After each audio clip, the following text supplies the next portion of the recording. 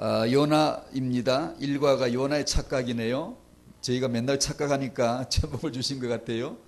요나의 착각은 크게 확대하면 창세기 3장 전 인류의 착각이죠. 착각 안 하는 사람 없으니까. 나의 착각이고 이스라엘 민족의 착각이고, 무슨 착각인 줄 아시죠? 그죠? 요나서는 하도 유명해서. 이스라엘이 본래부터 착각한 것이 있습니다. 여호와가 자신들만의 유일신이라는 것, 착각이죠. 잘못된 메시아관을 가지고 있었습니다. 이스라엘만의 구원자로 알고 있었어요. 우리만이 하나님의 택함받은 백성이고 다른 민족은 저 아수르 원수지, 게다가 그 수도 니느웨, 거기 가서 날 보고 전도하라고 하나님 뭔가 아주 착각하신 거죠. 그래서 요나가 도망을 쳤어요. 그 얘기 유명하게 잘 알잖아요. 큰 폭풍이 일어났고 요나가 바다에 던져진 후 폭풍이 잔잔해졌고, 율법으로 구원을 얻는다는 착각, 노력으로 성공한다는 착각, 많은 성도가 나중심의 기도 제목을 가지고 있는 착각. 그 요나의 착각의 말씀의 마지막에 나온 그 제목을 놓고 보면 결국은 나중심이죠. 상상할 수 없는 말씀을 해주셨으니까. 우리는 상상하고 받았나요? 상상한 거 받았으면 말씀 아닐 거예요 아마. 하나님 말씀이 내게 어느 날 임하면 상상했던 게 아닙니다. 그건요. 니느웨에 가서 복음 전하라고? 왼수 당장 돌로 치고 싶은데 이가 갈리는 원수인데 거기 가서 전도하라고? 아니 다른 데가 전도하라고 그러면 될 거 아니에요. 왜 하필 그걸 콕 집어가지고 안 가야 될 곳, 가서는 안 될 곳, 만나고 싶지 않은 원수 앞에 왜 가 전도하라고 하는 거예요? 그러니까 안 간 거죠. 요나만 그럴까요? 우리가 설마 거기 가서 말씀 전하라고 하실 줄은 몰랐지. 하나님이 그런 하나님인 줄은 몰랐다 이거예요. 엄마가 나만 낳고 키우는 줄 알았더니 둘째를 낳으니까 나는 그냥 돌아보지도 않고 둘째만 안고 있으니까 첫째가 시기 질투하고 그냥 깽패를 부리고, 엄마가 자기를 사랑하지 않는다고 자기만의 엄마인 줄 알았는데 자기만의 엄마가 아니라는 걸 아는 날, 상상을 못했잖아. 이 둘째가 생길 줄은. 엄마가 쟤만 안고 있을 줄은 상상 못했잖아요. 어쩌면 그런 유아병적인 착각이겠죠. 그래서 요즘 나눈 대로 표현하자면 예수만 그리스도이시고 나머지는 싹 다 비유입니다. 피조물이고 도구입니다. 그런데 이 비유를 가지고 그리스도를 못 깨달으면 이 비유가 내게 저주가 돼요. 나를 택한 건 니느웨를 위해서 택함인데 저 이방인도 구원을 받게 하려는 하나님의 그 마음을 요나는, 이스라엘은 알 수가 없는 거예요. 우리 모두가 그래요. 우리 알 수가 없는 거예요. 상상 못했던 말씀이니까. 그러니까 비유에 머무는 거죠. 자기만의 은혜, 나중심의 은혜에 머무는 거죠. 종교가 되고 권세가 더해지고 권력가가 되면 다 자기 중심이 돼요. 로마 카톨릭이 권력이 있으니까 자기 중심 되면 유아가 돼요. 바보같이 돼요. 태양이 지구를 중심으로 돌아야 된다고 선언했거든요. 그러니까 갈릴레이 같은 사람이 아니 그게 아닌데 지구를 중심으로 도는 게 아닌데 지구가 도는데 라고 하니까 너 이놈 이단이야. 그래서 그게 이단이에요? 그게 이단입니까? 지금 기독교가 이단 시비 거는 건 카톨릭보다 더해요. 더 유아병적이에요. 더 유치해요. 왜 그런 줄 알아요? 그게 나중심이 그러대요. 착각. 나중심이 되면 유아병적으로 착각을 해요. 말도 안 되는 말을 아주 당당하게 하고요. 권력을 쥐면 그냥 나중심이에요. 자기가 답이에요. 짐은 진리로다. 이렇게 나가는 거예요. 그러니까 지동설을 주장하는 사람들 화형시켜 죽이잖아요. 태양은 지구를 중심으로 돌아야 돼. 여호와는 다만 우리들을 중심으로 돌기만 하면 돼. 왜 니네로 가라는 거야? 나는 기도 응답으로 나중심으로 받으면 되는 거지. 왜 다른 상상도 못한 말씀을 하시는 거야? 이렇게 말씀은 내가 상상했던 게 아니에요. 못 받습니다 원래. 받는 게 아니에요. 그런데 말씀을 받았으면 완전 은혜예요. 이건 기적 같은 은혜를 입은 건 줄 알아야 돼요. 요나의 착각, 나의 착각입니다. 비유신앙에 머물면 안 돼요. 그리스도께로 가야 돼요. 모든 것은 그리스도께로 가게 하기 위한 하나님의 작정인데 그 모든 것에 머물면 예수를 깨닫는 쪽으로 재앙이 왔다, 예수 깨달으라는 거예요. 성공이 왔다, 예수 깨달으라는 거예요. 병이 왔다, 예수 깨달으라는 거예요. 나음이 왔다, 예수 깨달으라는 거예요. 부자다, 예수 깨달으라는 거예요. 가난하다, 예수 깨달으라는 거예요. 그런데 우리는 부하고 가난한 이걸 가지고 시비를 붙고 이 응답이다, 축복이다, 이게 됐다, 안 됐다 그러고 앉아. 이걸로 세계복음을 한다, 어쩐다, 없으면 못한다 요러고 앉았어요. 이게 유아병적인 거예요. 이게 모든 것을 통하여 그리스도께 가라고 했더니만 그리스도께 안 가고 제사에 머문 유대교, 그 성전에만 머물러 버린 유대교, 자기들만을 위한 여호와라고 탁 묶어버린 그 유대인들은 저주 아래 있는 거예요. 제사하고 저주받은 게 유대교인. 우리는 우상 앞에 절하고 저주받은 거나 여호와 앞에 제사하고 저주받은 거나 같은 거예요. 같은 거예요. 그게 그리스도가 없으면 동일한 거예요. 다 똑같이 저주예요. 성경 말씀 없이 이방인이 지옥 가는 거나 성경 말씀 받고 그리스도께로 안 가고 율법에 머물러서 지옥 가나 똑같은 거예요. 똑같은 거라고. 그게 우리의 착각이에요. 창세기 3장적 착각이에요. 그게 왜요? 사단은 착각이에요. 사단의 심은 착각이에요. 착각의 근원은 나중심이에요. 나중심밖에 눈이 안 떠지면 이제 바보가 돼. 유아가 돼버려요. 유치한 말을 당당하게 해요. 자기 중심으로만. 그게 누가 그런 게 우리 다 그래요. 그래서 오늘도 은혜 받으시기를 바랍니다. 은혜 받아야 돼. 안 그러면 똑같아요. 우리가 요나예요.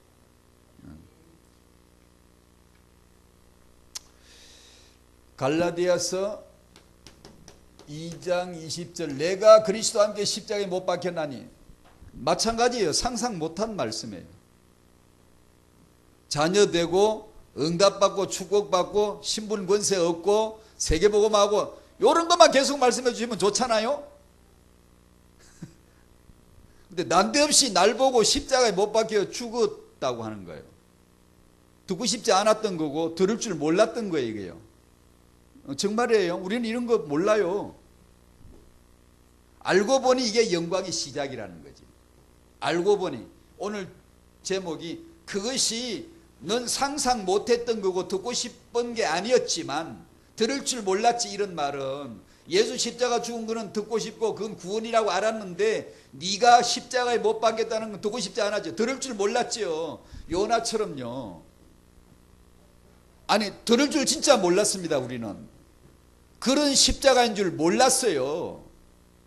근데 이걸 깨달아야 되거든요. 왜냐하면 여기서 영광의 시작이 나와요. 자녀들 영광길을 가야 되잖아요. 렘넌트 이 길에서 나오는 거예요. 딴 데서 절대 안 나와요. 나오면 이거 찢어버려요. 이 말씀.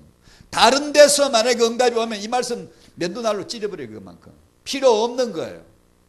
아니에요. 절대로 여기서만 나와요. 하나님도 여기서만 생명 내는데 우리가 이거 피하고 될 거라고요? 절대로 안 돼요. 안 되게 돼 있어요. 이건요. 그러니까 답 나오잖아요. 타영아에게 자녀에게 가르칠 갈라디아 2장 20절. 이거 모르고 인물 안 되거든요. 이거 모르면 전도자 안 되거든요.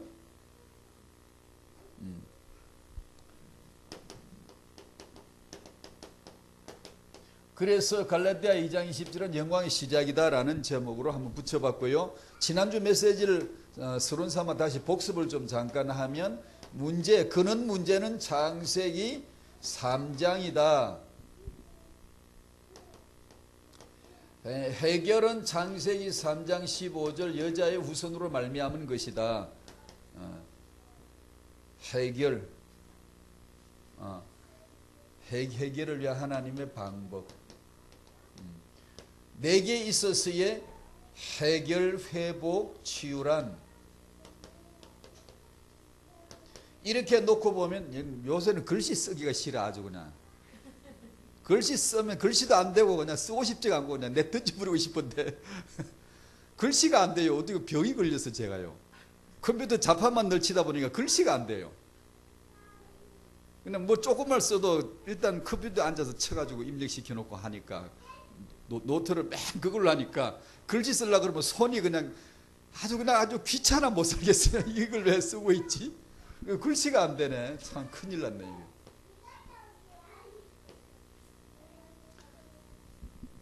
해결, 내 쪽에서의 해결과 회복과 치유라는 것이 창세기 3장 없어지면 되겠네. 여제우스는 내 창세기 3장을 없애버리고 바꾸는 거네. 고쳐버리겠네. 이것이 치유라고 생각이 들겠지만 그렇지 않다는 걸 제가 지난주와 더불어 메시지를 나누는 거예요. 창세기 3장 문제의 근원은 나예요. 나. 즉 이 나임을, 이것을 모르는 게 문제예요. 모르는 것이. 창세기 3장도 아니고요. 아니라 그러면 어폐가 있지만 창세기 3장이 아니라 창세기 3장 문제가 나라는 게 아니라 창세기 3장 문제가 나임을 모르고 있는 거. 그러면 회복, 치유, 해결은 뭐죠? 창세기 3장이 드러내거나 그걸 내게서 드러내거나 그것이 감소되거나 그것이 고쳐져 없어지거나 다른 걸로 바꿔치는 게 아니라 그것이 있음을 아는 거예요. 아는 거예요. 모르는 게 문제라면 해결은 아는 거예요. 내게서 문제가 삭감되거나 삭제되거나 다른 걸로 바꿔지거나 각인뿌리 체질이 좋은 걸로 거룩하게 바꾸어진다든가 이런 게 아니고요. 내게는 영원한 숙적, 난제, 안티, 원수, 문제의 근원이 창세기 3장 나, 하나님이 된 나, 가짜 하나님이 된 나, 하나님을 대적하는 나 임을 알고 사는 거예요. 알고 사는 상태가 해결이에요. 병난 사람, 저 처음 예수 만날 때 병 났어요. 병 안 걸리나요? 또 다시 병 와요. 병이 낫거나 병이 사라졌거나 그 내 사정이고요. 하나님의 해답은 병이 있을 때나 없을 때나 복음에 유익되도록 하는 게 하나님의 해결이에요. 그게요. 그걸 아는 거예요. 그걸 모르면 나를 기준으로 있음과 없음, 됨과 안 됨, 맨날 그걸 이제 따지게 돼요. 그걸로 웃었다, 울었다, 됐다, 안 됐다, 막 자꾸 이제 그러게 되는 거예요. 죽은 나사로 살렸지만 영원히 산 게 아니에요. 또 죽어요. 즉 죽었으나 살았으나 그에게서 하나님의 영광만 나타나면 되는 거예요. 복음에 유익되게 하시는 거죠. 요한복음 9장에 날 때부터 소경된 사람 있잖아요. 맹인된 사람. 그게 나라면 어떻게 할래요? 원망하고 신세 타령하고 막 불평하고 그럴 수 있잖아요. 또 배운 사람들은 이게 누구 죄냐, 뭐 때문에 이러냐라고 심리 분석하고 뭐 근원 분석하고 뭐 원죄냐 자본죄냐 그러고 앉아있을 거 아니에요. 배웠으니까 아니까. 예수님이 싹 다 지워버렸어요. 쓸데없는 소리 하지 말라고. 이것을 통하여 이것에서 이 사람에게서 하나님이 하시는 일을 나타내고자 합니다. 그걸로 끝이에요. 내게 이런 문제가 있음이, 이런 문제가 사라질 수 있음이, 있어도 사라져도 그건 동일한 거예요. 우리가 볼 때는 내가 문제가 사라지는 거하고 문제가 있는 거하고는 천지 차이인데 하나님 쪽에서는 그게 차이가 없어요. 복음에 유익된다면 있게도 할 수 있고 없앨 수도 있어요. 제거시켜 사라지게 할 수도 있고 아니면 여전히 남아있을 수도 있어요. 예수 믿는다고 병 없나요? 불신자들에게만 있나요? 아니잖아요. 가난함이 우리 세상 사람들에게만 있나요? 아니잖아요. 그러면 예수를 진짜 잘못 믿어서 예수를 안 믿어서 다 병이 있는 거예요. 그럼? 죽은 거예요? 죽음도 일종의 병이에요. 불신자만 사고가 있나요? 우리도 사고 있잖아요. 우리는 예수 안 믿어서 그 사람 사고 당한 거야. 그래 버릴래요 그냥? 지 사람 응답 못 받아서 사고 당한 거야. 그래 버릴래요? 아니에요. 동일하게 있어요. 예수 믿고 난 후에도 불신자 시절과 동일한 문제 있어요. 근데 뭐가 차이예요? 아는 거예요. 아는 거예요. 불신자는 모르고 그냥 그 안에 살다 지옥 가는 거고 신자는 아는 거예요. 내 문제가 근원적인 문제라는 걸 아는 거예요. 그러므로 내게 문제 있음을 가지고 사는 거예요. 그러면 어떻게 해요? 문제 있음을 알고 삶으로서 모든 것을 합력하여 선을 이루시는 하나님의 인도 속에 들어가는 거죠. 예를 들면 결혼했는데 남편을 만났는데 마음에 들어요? 남편 마음에 안 들죠? 안 든다는 거 다 알아요. 빨리 안 든다 그러세요. 남편이 마음에 드는 여자들이 몇이나 될까요? 마음에 안 들잖아요. 그럼 바꿀래요? 물릴래요? 바꾸는 게 그럼 하나님 응답, 주여 바꿔주세요. 그래서 바꿔주십니까?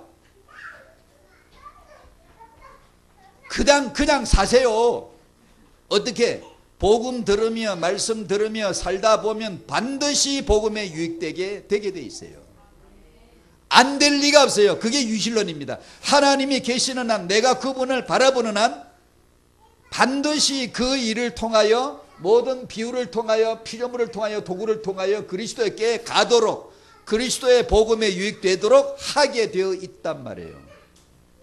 지금 여러분이 사시면서 야 그래 맞아, 이 문제를 통하여 내가 그리스도께로 가게 되어졌어 라고 깨닫고 계시면 당신은 은혜 받고 있는 중이고요. 왜 이런지 모르겠어, 왜 응답이 빨리 안 오는 거야, 이러면 지금 은혜를 뭔지 모르는 거예요. 지금요. 그게 지금 나 중심의 착각을 하고 있는 거예요. 복음 중심, 복음에 유익되도록 하는 하나님의 경륜 섭리를 지금 모르는 거예요. 자녀가 마음에 안 들죠? 다 드나요? 안 드는 부분 있어요. 아무리 훌륭한 사람도 안 드는 부분이 있어요. 바꿀 거예요? 물릴 거예요? 아니, 말씀 들으며 복음 들으며 살아가면 그것이 복음에 유익되게 하게 되어 있다고요. 반드시요. 그건요. 반드시예요. 그 안 될 리가 없는 거예요. 내 자신도 내 마음에 안 들잖아요. 그럼 어떻게 할 거예요? 어떻게 바꾸? 그래서 각인뿌리 체질 바꾸려고 기도 열심히 하시죠. 죽기까지 안 됩니다. 나라는 존재가 나 중심의 각인뿌리 체질이 있음을 아는 게 해답이, 아는 게. 이걸 알면 전적으로 예수만 의지하게 돼 있어요. 그리스도, 그분만 그리스도야. 그분만 그리스도라는 걸 깨닫는다면 내게 가진 이 문제조차도 선한 거야. 하나님이 지으시고 하나님이 허용하신 모든 것은 선하지 악한 게 없어요. 뭐가 선하다는 거야? 그 더러운 것이 나한테 해코지되고 안 좋은 건데 왜 그게 선하다고 하는 것이니? 그걸 통하여 그리스도께로 갈 수 있다면 그것은 다 선한 거예요. 내 쪽에서는 손해인데 복음 쪽에서는 손해가 아니에요. 복음에 유익되게 하는 거예요.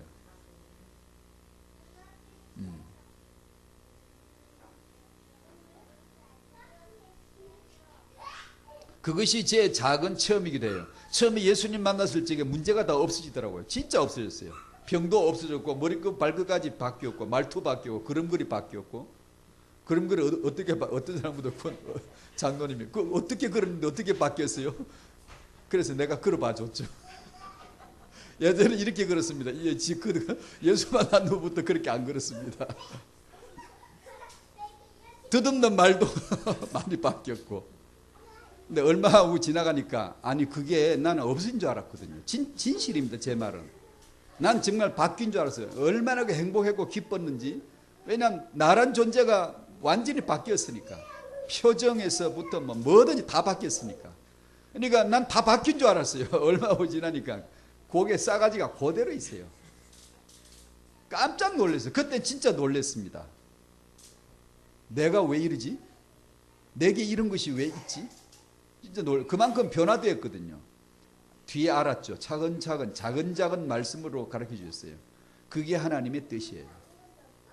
예수를 꼭 못 믿어서 다시 온 게 아니에요. 그게 신앙을 내가 불신앙하니까 다시 문제가 발생된 게 아니에요. 그게 원래부터 있던 나예요. 그게 전에는 모르고 이제는 알고 살라는 거예요.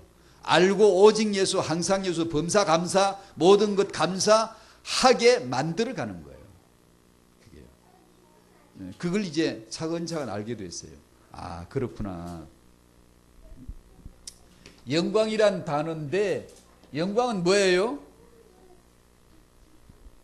빛광자가 있으니 일단 빛나는 거죠. 그죠? 영예로움이죠. 아름다운 영예, 명예로움, 빛나는 거 이런 거겠죠. 그러나 성경에서는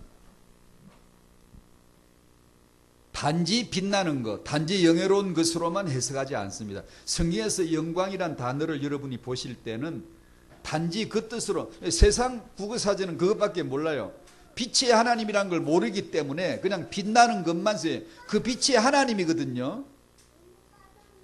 세상에 쓰는 단어가 다 진리용이에요. 진리용 단어인데 모르고 쓰는 거예요.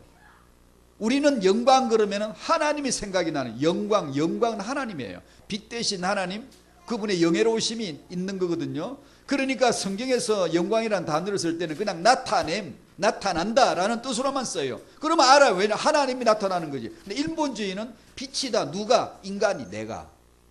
밥 딜런이 그랬잖아. 노벨 문학상을 수상한다고 통보를 하니까 이 사람 인터뷰 내용이 나오기를 뭐라 그랬어요? 너무 영광스러워. 말문이 막히는 영광이다. 이렇게 말했잖아요. 그게 세상이 쓰는 영광이란 단어예요. 내가 정말 이렇게 빛나게 될 줄 몰랐다. 나를 이렇게 영예롭게 만들어줄 줄 몰랐다. 이런 거잖아요. 세상에 쓰는 영광이란 단어를 사람 중심으로 쓰죠. 그럴 수밖에 없어요. 하나님 모르니까. 출세, 성공, 우등생, 1등한 사람, 노벨상 탄 사람, 이런 사람들이 영광이란 단어를 써요. 앞에 나와서 이 모든 영광을 감독님에게 드립니다. 우리 가족에게 돌립니다. 이러고 예수 믿는 사람은 이 모든 영광을 하나님께 돌립니다. 이렇게 합니다. 그 말 맞아요? 그 어디서 배운 것 같지 않아요? 성경에 그런 말이 있던가요?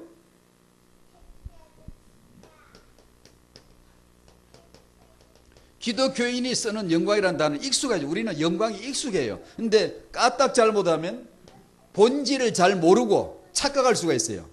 본질을 잘 모르고 영광이란 것이 본래가 뭐다는 걸 아셔야 되는데 이걸 잘 모르면 왜곡되게 쓸 수 있어요. 만약 그럴 거 아니에요. 기독교인 중에 렘넌트 중에 노벨상 받으면 WRC 나와가지고 이 모든 반에서 1등한 건 모든 영광밖에 안 되지만요. 노벨상은 모든 영광은 이렇게 나올 수 있어요. 엄청나게 큰 영광으로 알고. 그럴 거 아니에요. 이 모든 영광을 하나님 앞에 돌립니다. 할 거 아니에요.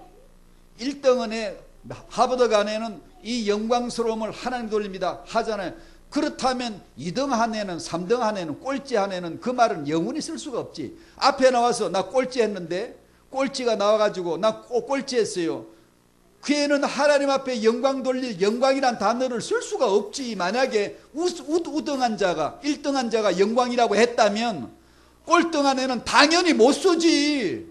그게 맞아요? 그게 성경의 영광이에요? 성경이 쓰시는 그 단어 영광 진짜 맞아요?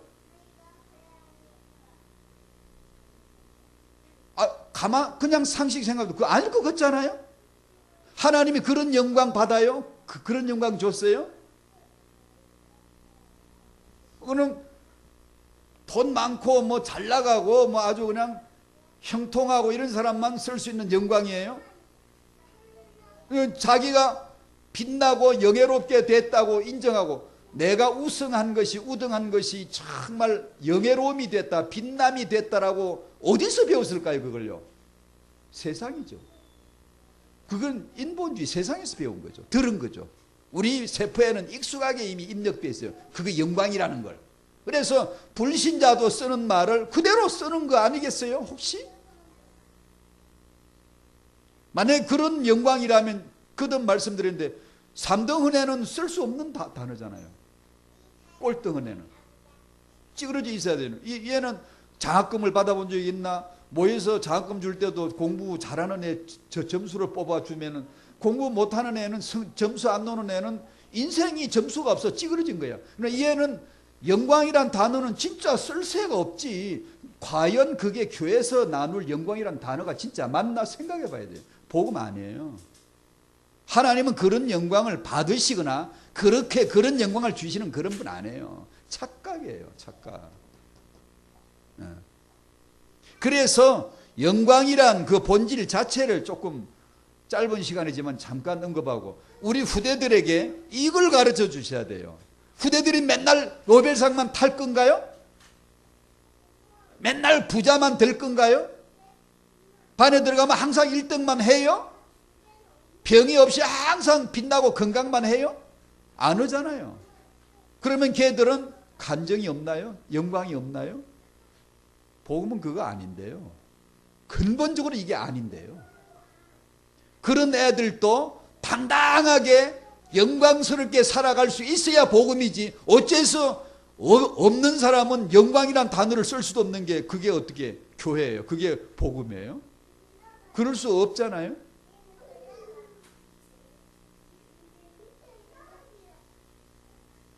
성경에서 영광이란 단어를 쓸 적에는 근본적으로 요한복음 17장을 표시해서 한번 읽어보십시다.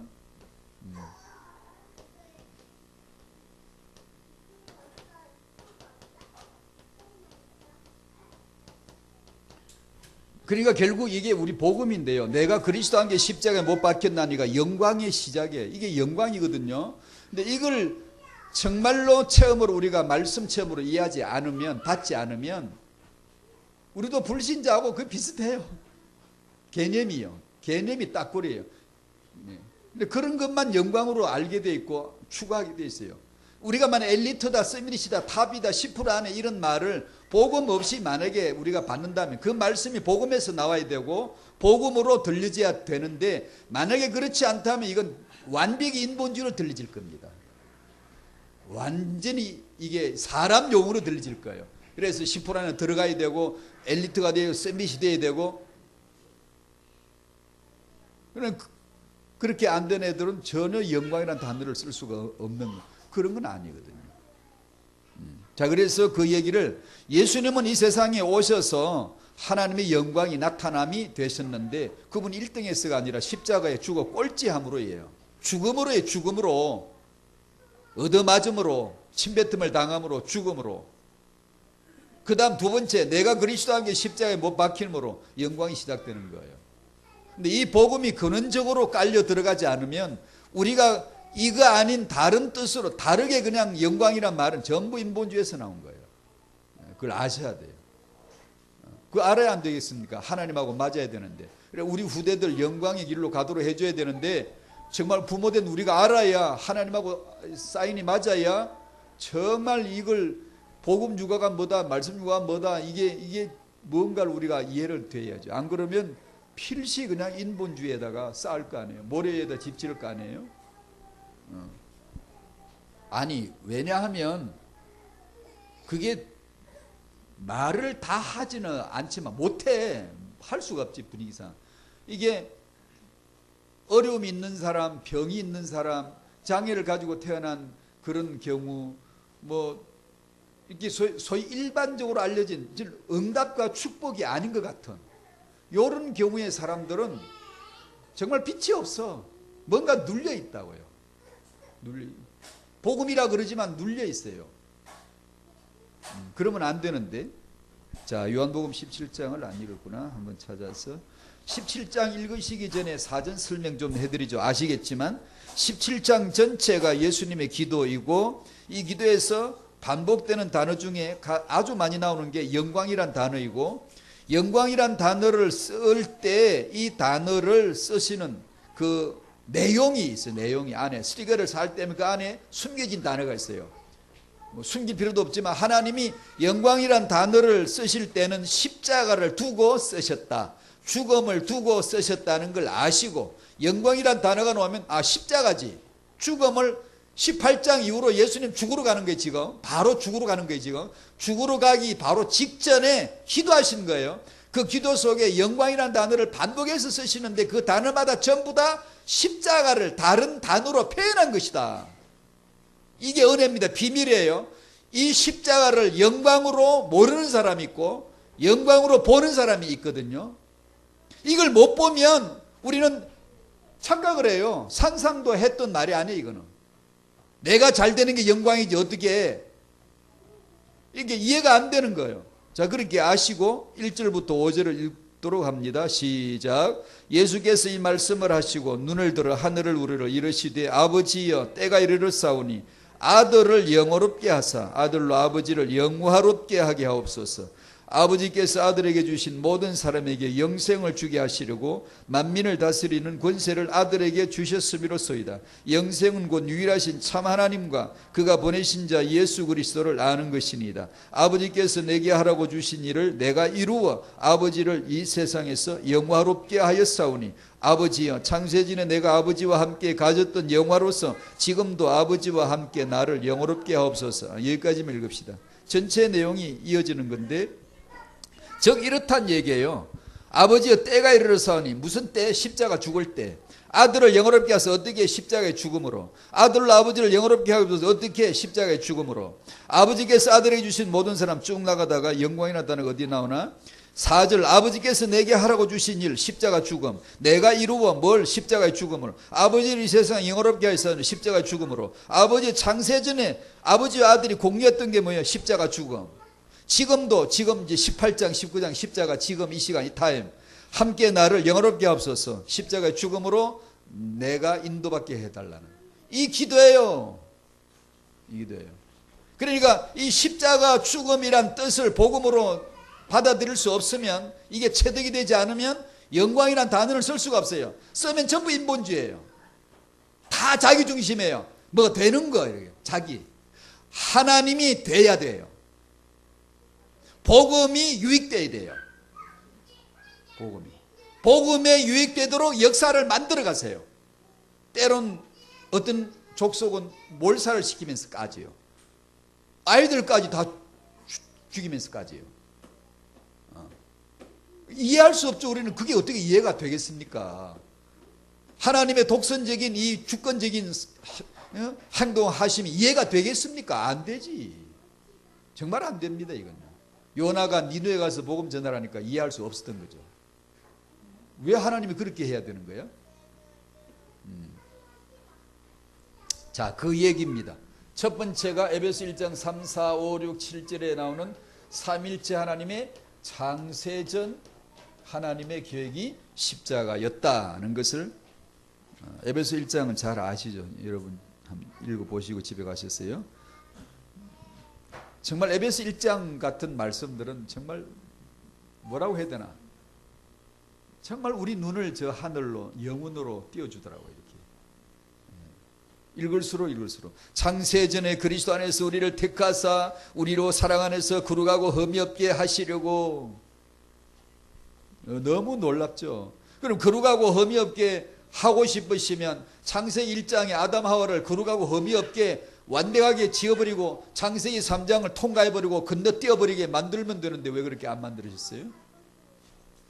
그게 창세기 3장에 걸려가지고 헐떡대고 늪에 빠져가지고 나오지도 못하고 그래가 죽어가지고 그걸 왜 그런 일이 있어요? 하나님이 창세전의 계획이 우리를 거룩하게 만드는 거래요.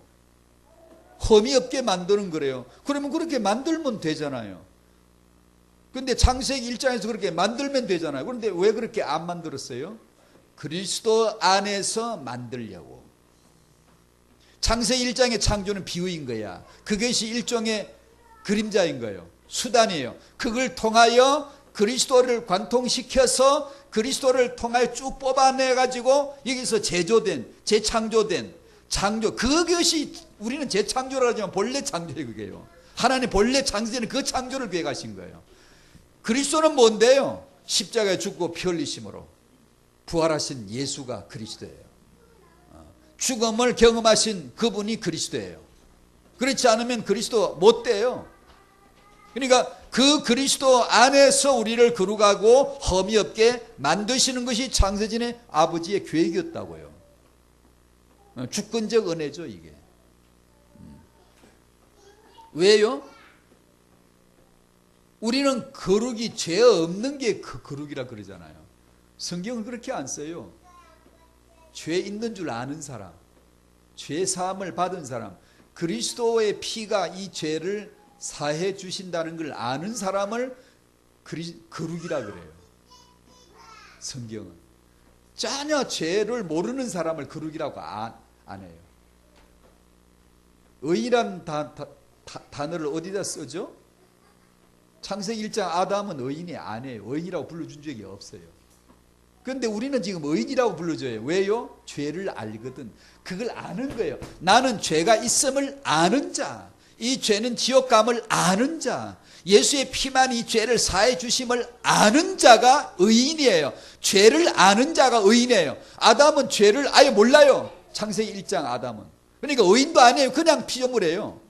근데 우리는 죄인이었는데 의인이 된 우리는 이제 성경 로마서에서 의인이라고 칭해줘요. 그걸 의인이라고 하는 거예요. 험이 없는 사람 의인이 아니에요. 험이 있음을 아는 사람이 의인이에요. 그게 이 학원복음에서 말한 제가 설명드린 모름과 알에 대한 차이예요.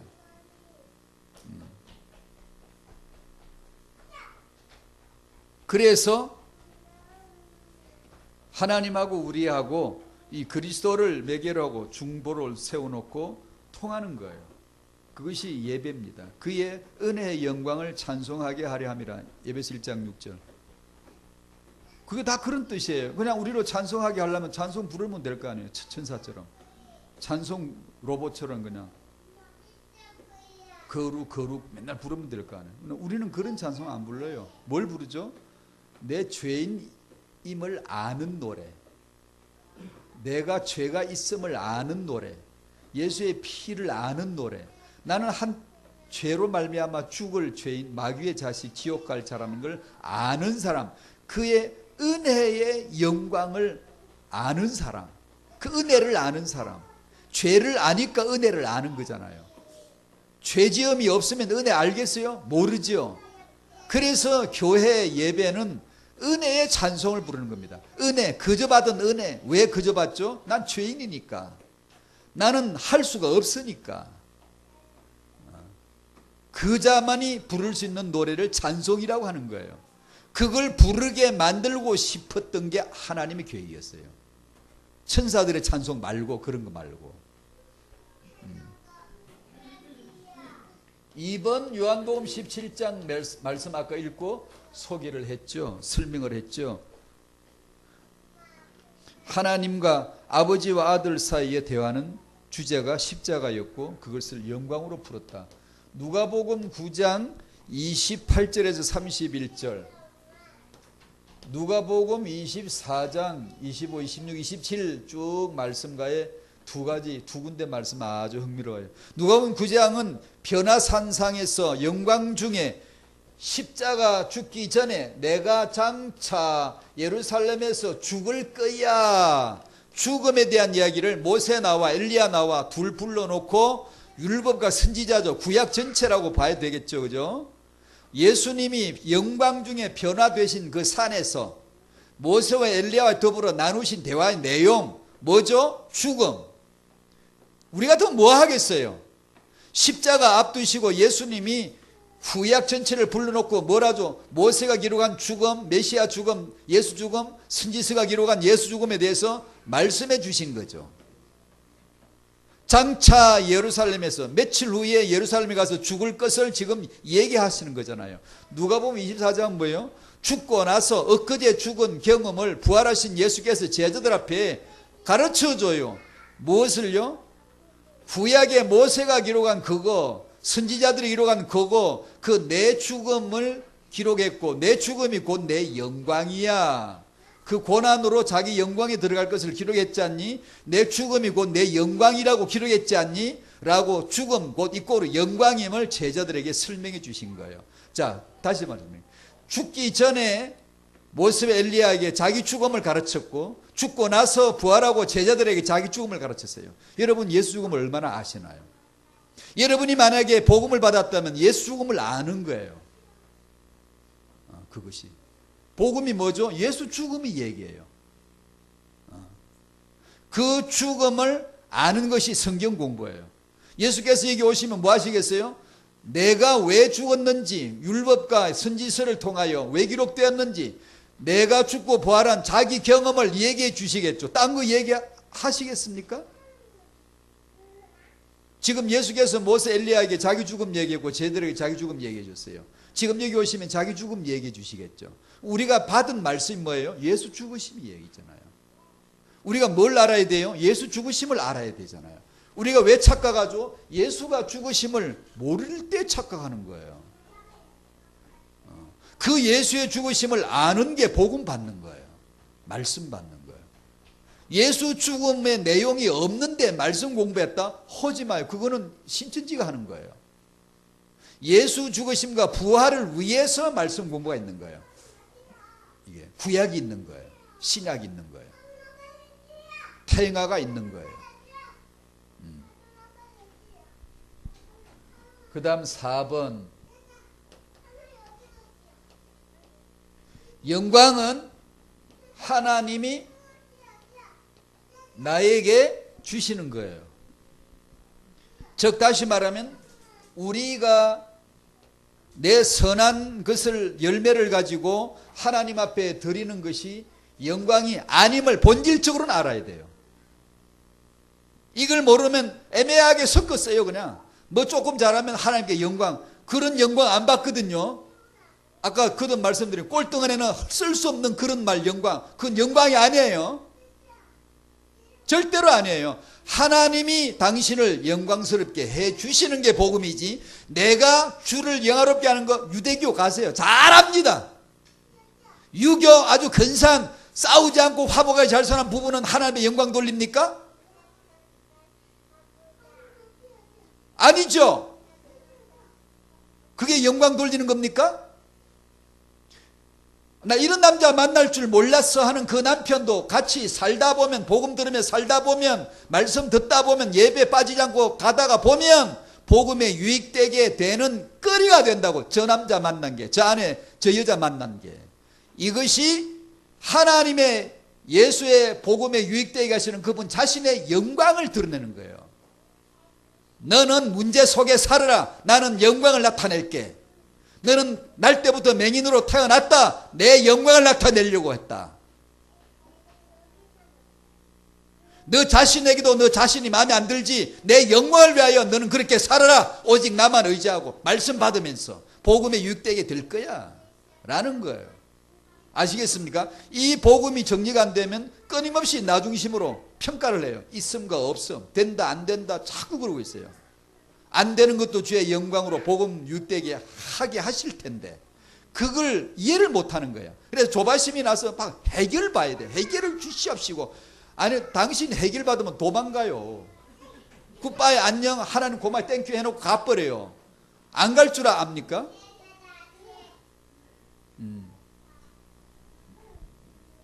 그러니까 이 근원적인 로마서 8장 29, 30절인데 우리를 미리 정하시고 부르시고 의롭다 하시고 우리를 영어롭게 하셨느니라.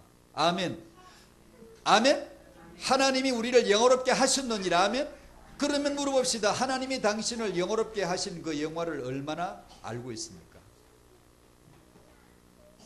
비록 공부 성적이 꼴찌가 나온 애라 할지라도 하나님이 나를 영화롭게 했는데 그걸 아냐고 말입니다. 아냐고. 그걸 아는 게 복음 받은 사람이지, 공부 좀 해가 1등 했다고 영광 돌리고 그런 게 어떻게 영광입니까?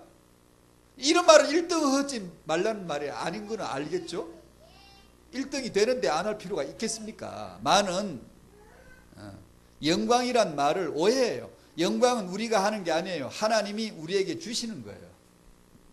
이 말씀은 반드시 그런 거예요. 그러면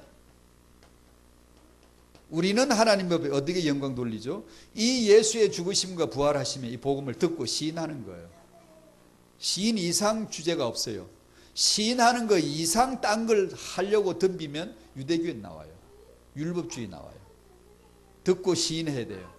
글을 형편이 우리 형편이 듣는 것만 해야 돼. 시인만 해야 돼. 아멘만 해야 돼. 예예. 알아 들려지는 거 은혜 와야 돼요. 지가 알아서 먼저 선수 쳐가지고 뭐 잘하는 거 기특하다고 머리 쓰다듬어 주지 않아요. 역적이라 그러지. 역모라 그러지. 넌 대적자 사탄이야. 예수님 죽지 마세요. 제발 죽지 마세요. 듣기 좋은 소리잖아요. 예수님 귀에는 이게 사탄이에요. 그게 우리 귀에는 그게 굉장히 인정이 있잖아요. 이 나를 좀 참 알아주는구나, 나를 위로해 주는구나 그러잖아요. 아니요, 예수님이 사탄아 물러가라 그랬어요. 그걸 이해할 수 있겠습니까? 우리가 그게 무슨 뜻인가?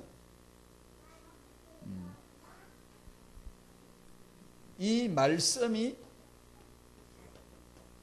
당신 속에서 역사하셔야 돼요. 빛으로 임하셔야 돼요.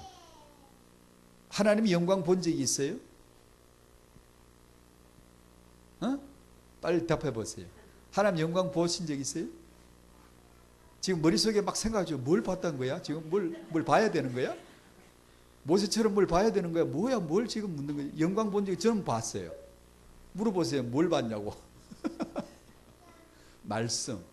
말씀이 내 속에서 열리는 거예요.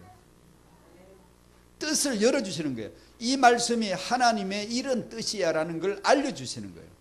그러면 영광 본 거예요. 그게 저도 몰랐어요. 그런데 나중에 알고 보니 그게 영광이에요. 말씀이 당신 속에서 그 말씀을 말씀되게 드러내 주시면 그 영광 본 거예요. 뭐 이 눈으로 보는 거 아니고요. 뭐 귀로 듣는 거 아니고요. 그래 그 말씀이 내 안에서 영광으로 빛이 나면 환해. 당신의 영과 혼을 환하게 내 안에다가 배를 째고 안에다가 엄청나게 센 광도가 센 전구 하나를 환하게 밝힌 것처럼 느낌이 내 존재가 환해지는 걸 느낄 수 있거든요. 그 말씀의 인도를 받는 거죠. 그래서 성령 인도를 안 받으면 이게 어두워져요. 그러니까 헤매는 거죠. 나 중심으로 살아갈 수밖에 없고. 그게 성령도 안 받는 거죠. 성충만 안 받는 거잖아요. 성충만 받으면 환해지는 거죠. 그럼 뭐예요? 나는 죄 있음을 아는 거예요. 내게는 이런 문제가 있음을 아는 거예요. 오직 예수만 그리스도, 나머지는 싹 다 예수 때문에 존재하는 거다라는 걸 아는 거예요. 그러니까 크루스비는 눈 안 떠도 좋다라고 한 거죠. 어떤 사람은 눈 뜨고 어떤 사람은 안 떠도 뜸이나 안 뜸이나 상관없어요. 복음에 유익되게 되는 걸 아는 거예요. 그것이 치유예요. 치유. 눈 뜨는 게 치유가 아니라 복음에 유익되는 것이 치유예요.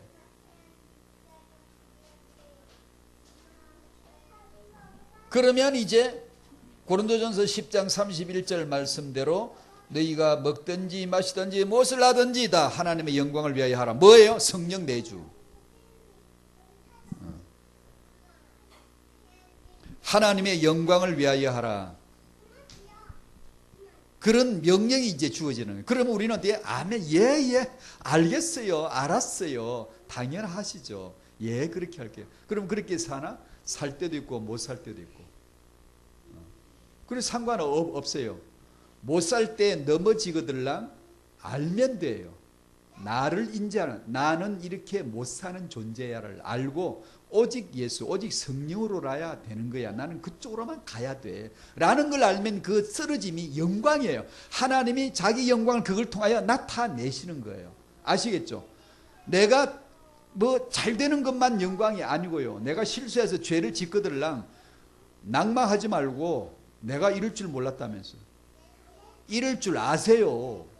몰랐다 그러지 말고 나는 원래 이럴 줄 아세요. 빨리 은혜로. 그 다 자기 자만에서 나온 자기 중심의 말이에요. 난 이럴 줄 몰랐다고. 내가 이럴 줄. 아니에요. 그런 거에 인간이요. 그걸 알고 예수만이 그리스도이심을 고백할 수 있으면 그 내 죄를 통하여 하나님의 영광이 나타나지는 거죠. 그걸 영광이라고 하는 거예요. 그러면 먹든지 마시든지 무엇을 하든지 항상 그렇게 생각하게 되어져 있습니다. 만물을 보면 예수, 세상 역사를 보면 예수 생각이 나는 거죠. 한마디만 하고 마칠게요. 영광을 오해하지 말아야 되고요. 뭐 실컷 떠들어서도 저도 오해해요. 괜찮아요. 오해하면 오해하세요. 말씀만 듣고 복음만 듣고 예배만 하고 같이 있으면 그 오해됨이 복음에 유익되게 만들어가 줄 테니까 괜찮다고요. 내 연약함을 한탄할 필요가 없다고요. 그렇게 오해하지 말아야 돼요. 부부 사이의 간정을 이렇게 다 안 들어봤지만 들을 때마다 극적인 장면을 연출한 고백이 하나 있어요. 극한 어떤 남자가 뭐 극한 문제에 빠져 바람 피우거나 뭐 알코올 문제 있거나 뭐 도박 문제 있거나 뭐 하여튼 방탕 이럴 데 없이 이제 무너진 남자가 있는 경우 그 남자가 극적으로 돌아오는 얘기들을 간혹 이렇게 간정들을 추려서 모아서 딱 결정적인 고비가 어딘가를 보면 이 얘기예요. 대부분 그래요. 그게 뭐냐면 저 남자가 잘못했기 때문에 내게 용서를 구해야 되잖아요. 여보, 내가 남편이 돼가지고 못할 짓을 했어. 내가 이렇게 살면 안 되는데 날 용서해줘. 이래 될 거 아니에요. 그런데 그 남편은 그럴 생각이 전혀 없고 용서를 구해야 될 이유가 전혀 없는 이쪽에서 무릎을 꿇고 빌 이유가 전혀 없는 이쪽에서 어느 날 무릎을 쳐 꿇고 여보, 제가 잘못했어요. 제가 죄를 지었어요. 제가 잘못했어요. 라는 고백을 하는 거예요. 그때 이 남자가 팍 꺾이는 거예요. 이 극적인 장면의 간정들을 제가 여러 개 모아봤는데 그 고비가 딱 그 고백이 나와요. 그럼 이 여자는 의도적으로 간증 집회가 듣고 그렇게 하면 남자가 빨리 돌아오는데 이렇게 듣고 그렇게 흉내를 낸 걸까요? 흉내를 내서는 절대 안 돌아와요. 근데 이 갈라디아서 2장 20절이나 십자가의 복음, 죽는 게 영광이라는 걸 말씀을 받았을 적에, 말씀은 내가 죽는 거구나, 내가 죽는 거구나라는 걸 알았을 적에 그대로 말씀을 따라 무릎을 꿇은 거예요. 진실로 내가 이렇게 말을 꾸미는 게 아니라 진실로 내가 잘못했어요. 용서를 구할 자는 안 구하고 구할 필요가 없는 자가 용서를 구할 때요, 그게 살린 역사가 일어났어요. 그런 감정이 공통점이 있어요. 그게 뭐냐? 십자가예요. 영광은 거기서 시작됐어요. 그렇지 않으면 오래가요. 다투거나 싸우거나 갈등하거나 이해할 수 없어. 착각이에요. 자, 사후이전 하실 때까지 기도하시겠습니다. 갈라디아 2장 20절, 내가 그리스도와 함께 십자가에 못 박혔나니가 영광의 시작이 됨을 알게 하여 주시옵소서. 다 같이 기도합니다. 주여 감사합니다. 갈라디아 2장 20절 말씀을 감사하며 요한복음 10